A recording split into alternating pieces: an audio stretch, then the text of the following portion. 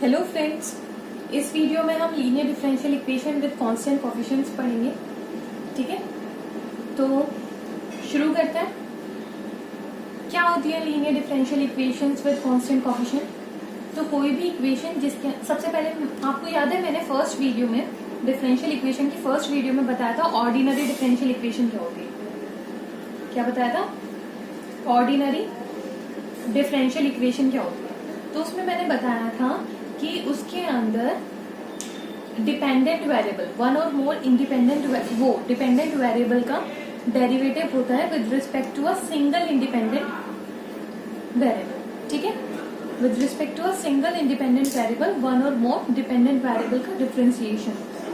ठीक है, तो एक सिंगल इंडिपेंडेंट वेरिएबल के रिस्पेक्ट में डिफरेंशिएशन होता है। ठीक है, वो ऑर्डिनरी डिफरेंशियल इक्वेशन होती है, तो वो ध्यान रखना। अब हम देखते हैं लीनियर डिफरेंशियल इक्वेशन कौन सी होती है विद कांस्टेंट कोएफिशिएंट। तो कोई भी इक्वेशन जिसके अंदर डिपेंडेंट वेरिएबल हो और उसके डिफरेंशियल कोएफिशिएंट्स हो। डिफरेंशियल कोएफिशिएंट समझ रहे हो? जैसे कि अगर मैं वो बोलूं, अगर वो मैंने डिपेंडेंट वेरिएबल ले लिया y, एक मेरा डिपेंडेंट वेरिएबल है y, ठीक है, और इसी के डिफरेंशियल कोएफिशिएंट्स ले लिए। इसके डिफरेंशियल कोएफिशिएंट्स हो गए dy over dx, that is d over dx इसका डिफरेंशियल कोएफिशिएंट है। d over dx is the differential coefficient of this dependent variable, या फिर d square over dx square. ठीक है, ये सेकेंड ऑर्डर हो गया, या फिर d cube over dx cube. तो ये सारे मेरे डिफरेंशियल कोएफिशिएंट्स हैं। क्योंकि मैं ऑर्डिनरी डिफरेंशियल इक्वेशन की बात कर रही हूँ, तो जो डिफरेंशिएशन होगा इस डिपेंडेंट वेरिएबल का, वो सिर्फ एक ही इंडिपेंडेंट वेरिएबल के रिस्पेक्ट में होगा, और वो इंडिपेंडेंट वेरिएबल यहाँ पर मैंने क्या ले रखा है, एक्स ले रखा है। ठीक है, तो कोई भी इक्वेशन जिसके अंदर डिपेंडेंट वेरिएबल मिल जाए आपको और उसके डिफरेंशियल कोएफिशिएंट्स मिल जाए, ठीक है, लेकिन ये सारे डिफरेंशियल कोएफिशिएंट्स किस में होने चाहिए? 1 डिग्री में, इन 1 डिग्री। 1 डिग्री का तो समझ आता है ना आपको, क्या होता है? पावर होती है। ठीक है, जब हम पूरी एक डिफरेंशियल इक्वेशन की डिग्री निकाल रहे होते हैं, तो हम हाईएस्ट ऑर्डर वाला जो डिफरेंशियल कोएफिशिएंट होता है उसकी पावर देखते हैं। ठीक है, लेकिन यहाँ पर मैं बोल रही हूँ कि जितने भी आपके डिफरेंशियल कोएफिशिएंट्स हैं, इन सबकी ही एक 1 डिग्री होनी चाहिए। मतलब इसकी भी पावर 1 होनी चाहिए, इसकी भी पावर 1 होनी चाहिए, इसकी भी पावर 1 होनी चाहिए, या फिर कोई मेरा nth डेरिवेटिव है, nth डिफरेंशियल कोएफिशिएंट है ऐसे। ठीक है, तो उसकी भी पावर मेरी 1 होनी चाहिए, तभी वो 1 डिग्री की हो पाएगी। और तीसरी चीज है, तीसरी कंडीशन है कि कभी भी ये मल्टीप्लिकेशन में नहीं होनी चाहिए। ना तो दो डिफरेंशियल कोएफिशिएंट्स आपस में मल्टीप्लिकेशन में होने चाहिए, ना डिपेंडेंट वेरिएबल की कुछ पावर होनी चाहिए, दैट इज कि ये ना हो एक डिपेंडेंट वेरिएबल अपने साथ ही मल्टीप्लिकेशन में, ऐसा भी नहीं हो सकता। या फिर डिपेंडेंट वेरिएबल इसके साथ डिफरेंशियल कोएफिशिएंट्स के साथ मल्टीप्लिकेशन में है, d over dx, ऐसा भी नहीं हो सकता। या फिर एक डिफरेंशियल कोएफिशिएंट दूसरे डिफरेंशियल कोएफिशिएंट्स के साथ मल्टीप्लिकेशन में, ऐसा भी नहीं हो सकता। ठीक है, ये 3 कंडीशन है। पहला कंडीशन है कि एक डिफरेंशियल इक्वेशन जिसके अंदर एक डिपेंडेंट वेरिएबल y हो, ठीक है, और उसके डिफरेंशियल कोएफिशिएंट्स होने चाहिए। दूसरी कंडीशन की जो डिफरेंशियल कोएफिशिएंट्स है, हर एक डिफरेंशियल कोएफिशिएंट्स की डिग्री 1 होनी चाहिए। और तीसरी कंडीशन कि ये कभी भी एक दूसरे के साथ मल्टीप्लिकेशन में नहीं होनी चाहिए। ना तो y किसी मतलब ये जो डिपेंडेंट वेरिएबल है, ना तो ये अपने डिफरेंशियल कोएफिशिएंट्स के साथ मल्टीप्लिकेशन में आ सकता, ना ये खुद के साथ मल्टीप्लिकेशन में आ सकता, और ना ही इसके डिफरेंशियल कोएफिशिएंट्स आपस में मल्टीप्लिकेशन में आ सकते हैं। समझ आया? तो इस तरीके की जो डिफरेंशियल इक्वेशन होगी उसको आप क्या बोलोगे? Linear differential equation with constant coefficients, क्योंकि उसके अंदर सिर्फ ये ही वेरिएबल्स आएंगे, बाकी जो आएंगे वो कांस्टेंट कोएफिशिएंट्स आएंगे। तो जैसे फॉर एग्जांपल मैं आपको इसकी फॉर्म बताती हूँ कि ये आपको किस फॉर्म में देखने को मिलेगी। तो it the differential equation should be in this form कि a0 आ गया dny over dxn plus a1 dn-1y over dxn-1। ठीक है, प्लस प्लस प्लस प्लस ऐसे ही चलता रहेगा an y। ठीक है, an y is equals to is equals to कोई फंक्शन है मेरा एक्स, समझ आया? तो ये मेरे क्या है, डिफरेंशियल कोफिशिएंट, ठीक है। और मेरे डिपेंडेंट वेरिएबल क्या है, वाई। तो ये वाई मेरा क्या हो गया, डिपेंडेंट वेरिएबल हो गया।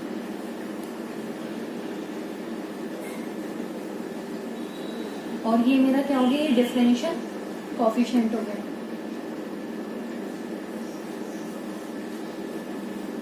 कोफिशिएंट, और ये डिफरेंशियल कोफिशिएंट का कोफिशिएंट हो गया, ठीक है, जो हमेशा कांस्टेंट होगा। यहाँ पर a0, a1 ऐसे ऐसे करके ये जो an है ये हमारे सारे क्या है, कांस्टेंट है, ठीक है। और ये मेरा कोई फंक्शन x का है, और ये मेरा क्या है, अगेन डिपेंडेंट वेरिएबल। तो यहाँ पर देखो कहीं भी डिपेंडेंट वेरिएबल की डिपेंडेंट वेरिएबल के साथ मल्टीप्लिकेशन हो रही है, नहीं।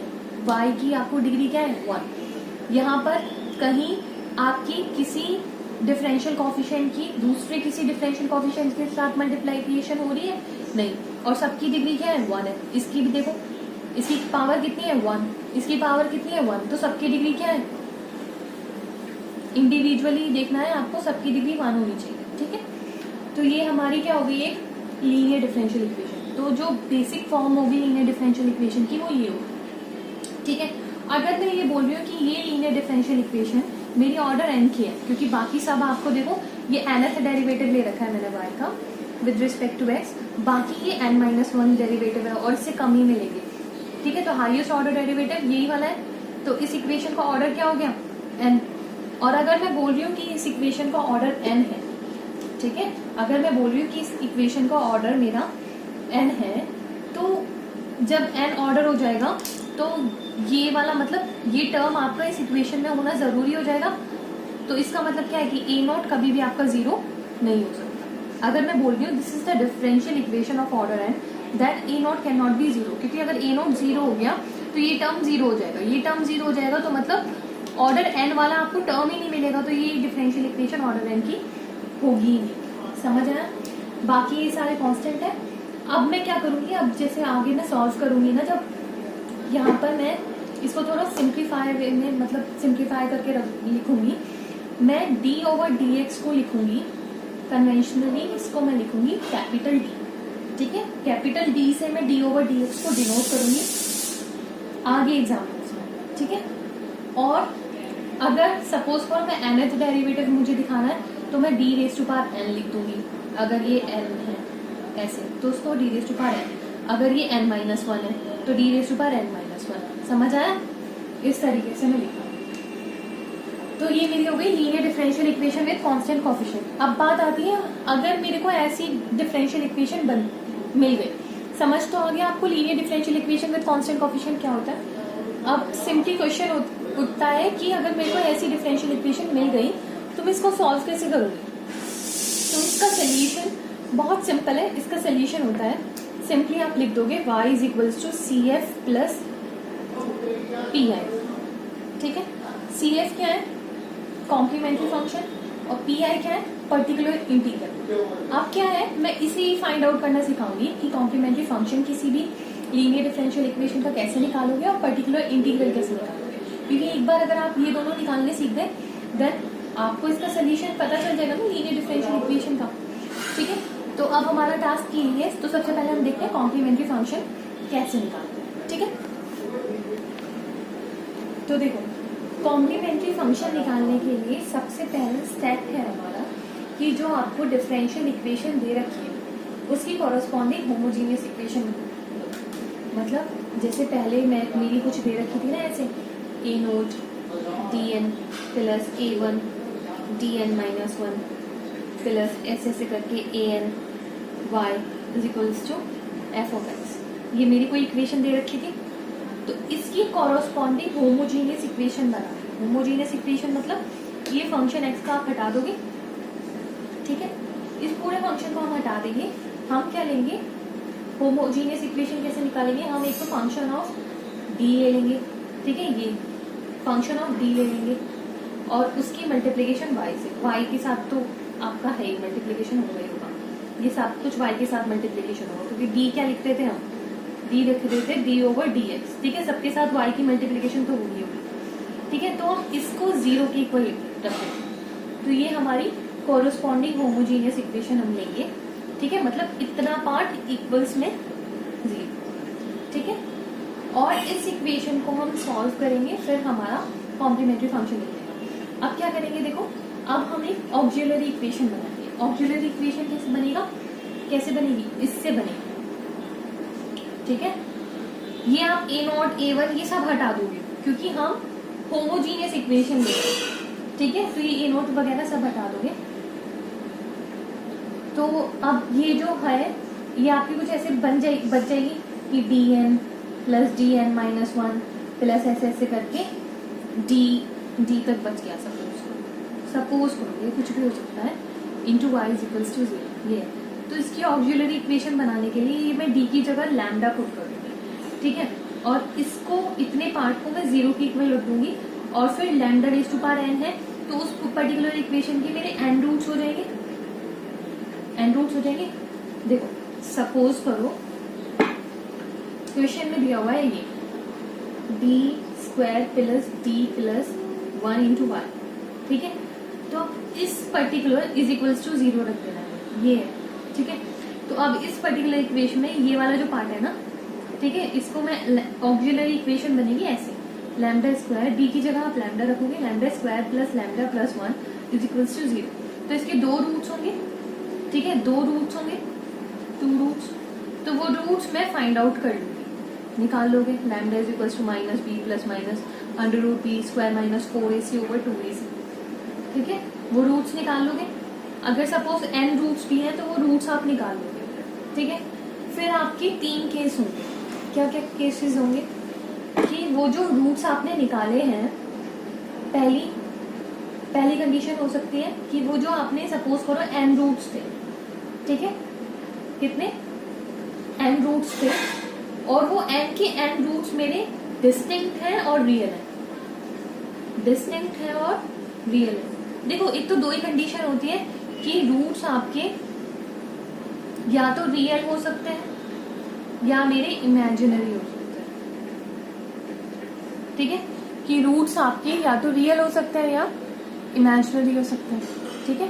अब रियल में भी हो सकता है कि सेम हो, कि मतलब x इज इक्वल्स टू 2 का स्क्वायर आ गया सपोज, उस लैम्डा माइनस 2 का स्क्वायर आ गया, मतलब लैम्डा 2 रूट्स थे और दोनों ही 2 आ गए, तो वो तो मेरे अलग डिस्टिंक्ट नहीं हुए ना, वो सेम रूट्स हो गए ना। रियल में भी 2 पॉसिबिलिटी है कि रूट्स आपके डिस्टिंक्ट हो जाए या फिर सेम हो जाए। इमेजिनरी आएंगे तो वो अलग अलग, मतलब 2 तो अलग आएंगे ही आएंगे,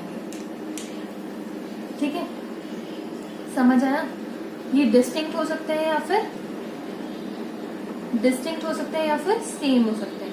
तो मैंने पहला केस लिया है कि मेरे n रूट्स हैं और वो मेरे डिस्टिंक्ट हैं और रियल है, ठीक है। तो उस कंडीशन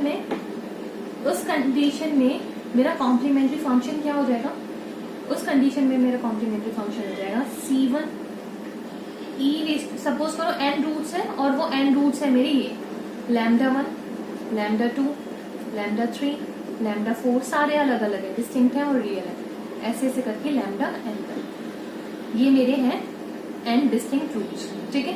तो मेरा कॉम्प्लीमेंट्री फंक्शन हो जाएगा cf is equals to c1 e raise to power lambda 1x plus c2 e raise to power lambda 2x, x इसके साथ है plus c3 e raise to power lambda 3x plus c4 e raise to power lambda 4x, ऐसे ही चलता जाएगा plus cn e raise to power lambda n। समझ आया, ये मेरा कॉम्प्लीमेंट्री फंक्शन है, ठीक है। पहला केस जब मेरे n रूट्स और वो मेरे रियल और डिस्टिंक्ट हैं, जैसे कि लैम्डा 1 लैम्डा 2 लैम्डा 3 ये मेरे n रियल रूट्स हैं और डिस्टिंक्ट रूट्स हैं, तो इनका कॉम्प्लीमेंट्री फंक्शन क्या हो जाएगा c1 e raise to power lambda 1x, c2 e raise to power lambda 2x, c3 e raise to power lambda 3x, ऐसे ही चलता चला जाएगा, ठीक है,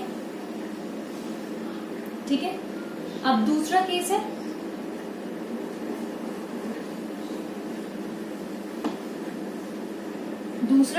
कि आपकी जो 2 मतलब m रूट्स हैं सपोज करो और वो m रूट्स सेम है और वो रियल है, सपोज करो lambda 1 is equals to lambda 2 is equals to lambda 3 is equals to lambda 4, ऐसे ऐसे करके is equals to lambda m। ठीक है, ये सारे के सारे रूट्स मेरे सेम आ गए। तो मतलब ऑक्सिलरी इक्वेशन कुछ ऐसे होगी, lambda 1 lambda minus lambda 1 raise to power n is equals to 0। ठीक है, तो उसका मतलब m के m रूट्स की वैल्यू लैम्डा 1 ही हो गई। मतलब lambda 1 is equals to lambda 2 is equals to lambda 3 is equals to lambda 4, ऐसे ही लैम्डा n।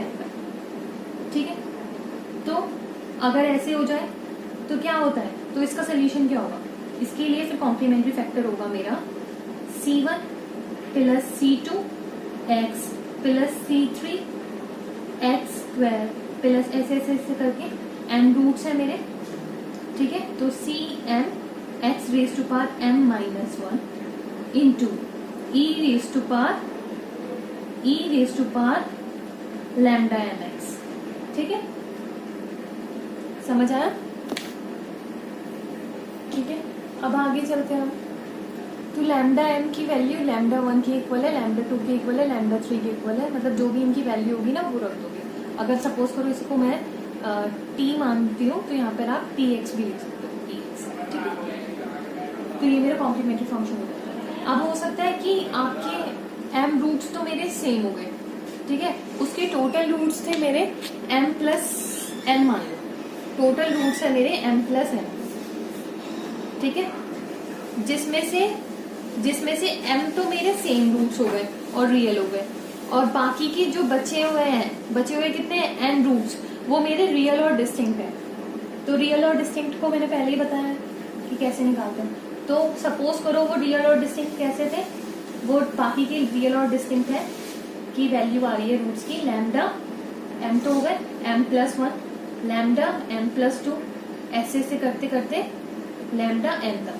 ठीक है, तो कॉम्प्लीमेंट्री फंक्शन क्या हो जाएगा, m रूट्स के लिए तो यही हो जाएगा प्लस प्लस, फिर क्या बताया था पहले वाले केस में, क्या बताया था, constant x raise to power lambda x। ठीक है,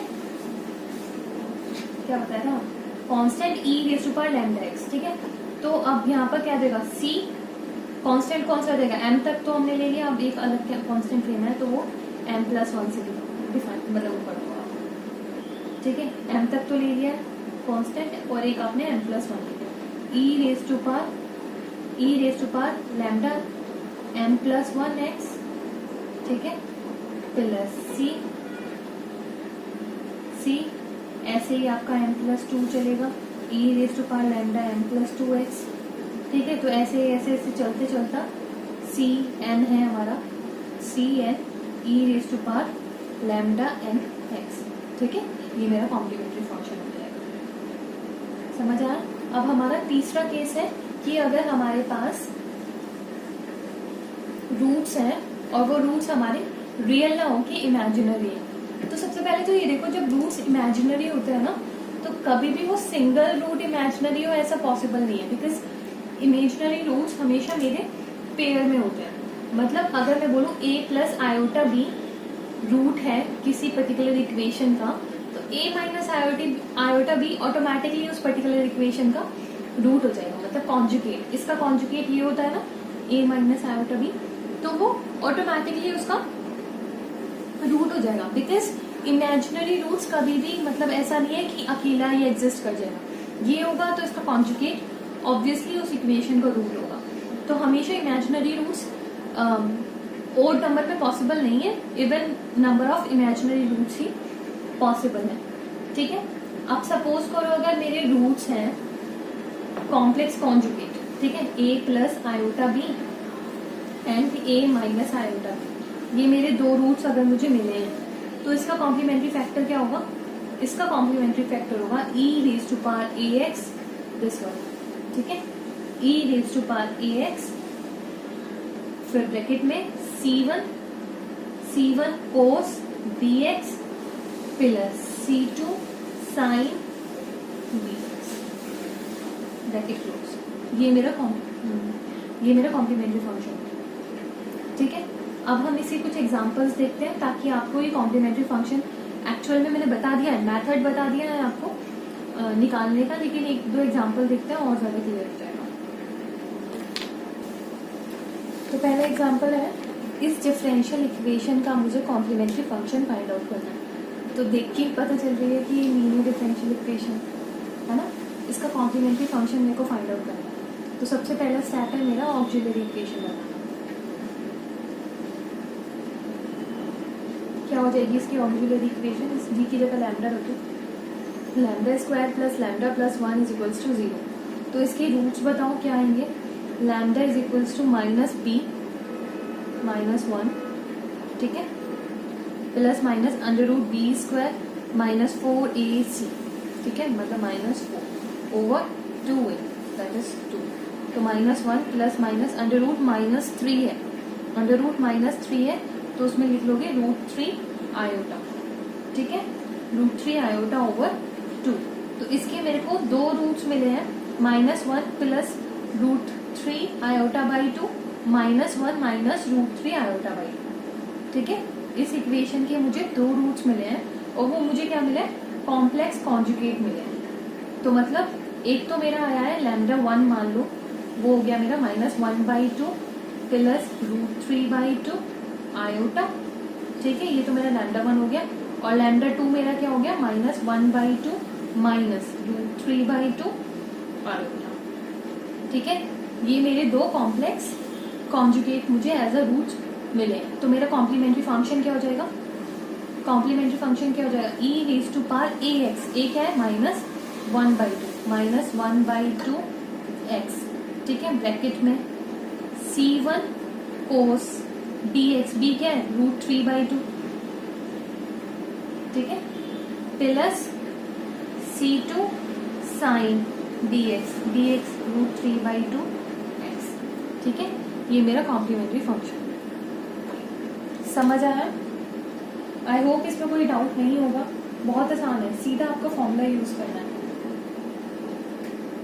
एक और एग्जांपल देख लेते हैं। नेक्स्ट एग्जांपल हमने ये लिया है, तो इसको सॉल्व करते हैं। ऑक्सिलरी इक्वेशन जल्दी से बताओ, ऑक्सिलरी इक्वेशन क्या हो जाएगी, lambda raise to power 4 plus m raise to power 4 is equals to 0। तो lambda raise to power 4 is equals to m raise to power 4 हो गया।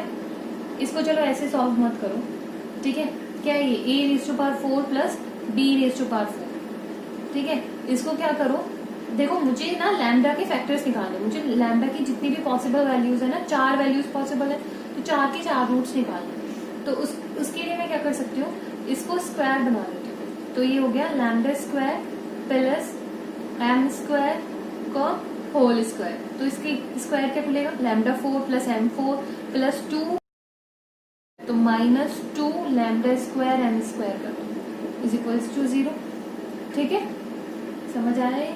अब इसको कैसे, इसका क्या करोगे, इसको आप lambda square plus m square, इसको तो एज इट इज रखो, इसका क्या लिख सकते हो आप, पूरा स्क्वायर बना लो इसको, lambda square plus m square का होल स्क्वायर माइनस ये हो गया रूट 2 लैम्डा m का whole square is equals to 0। अब देखो a square minus b square का फॉर्मूला लग जाएगा, वो क्या होता है a प्लस बी और a माइनस बी।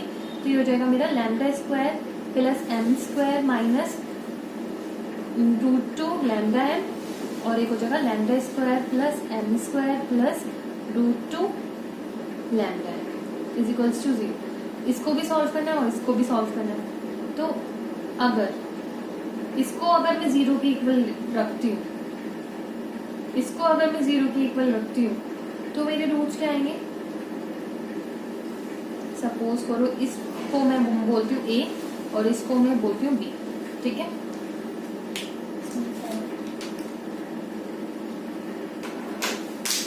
अगर मेरा a को मैं 0 के इक्वल रखती हूँ, या तो a 0 होगा या b 0, ठीक है। a को मैं 0 के इक्वल रखती हूँ तो रूट्स निकालना है, तो lambda square plus m square minus root 2 lambda m is equals to 0। तो लैम्डा की वैल्यू क्या आ जाएगी, माइनस b, तो मतलब root 2 plus minus under root b square minus 4ac, ठीक है, 4m स्क्वायर, ठीक है, सॉरी ये 2m है पूरा, तो यहाँ तो रूट 2m आएगा और 2m² minus 4m² over 2a, a क्या है 1, तो क्या आ जाएगा इसका 2m² minus 4m² minus 2m²। तो देखो ये आएगा मेरा √2m प्लस माइनस या अंदर क्या आ जाएगा माइनस 2m² आ जाएगा ना, तो माइनस रूट को आप आयोटा लिख लोगे, तो under root of 2m, m² का क्या हो जाएगा m डिवाइडेड बाय 2। ठीक है, तो इस 2 को मतलब अंडर रूट को काट दो और नीचे अंडर रूट लगा दो। ठीक है, अंडर रूट को कॉमन लेंगे, तो m plus minus iota m, ठीक है, ओवर √2। तो क्या फैक्टर्स मिले आपको, वो फैक्टर्स को ऊपर लिख देती हूँ, m plus minus iota m over √2। ठीक है, अब मैं b वाले पोर्शन को 0 करूंगी, तो b वाले पोर्शन को 0 करोगे तो क्या रूट्स आएंगे इसके, निकालो इसके क्या रूट्स आएंगे, lambda is equals to minus b क्या है इसमें √2m minus √2m plus minus under root b², तो ये क्या हो जाएगा 2m² minus 4m² over 2a over 2।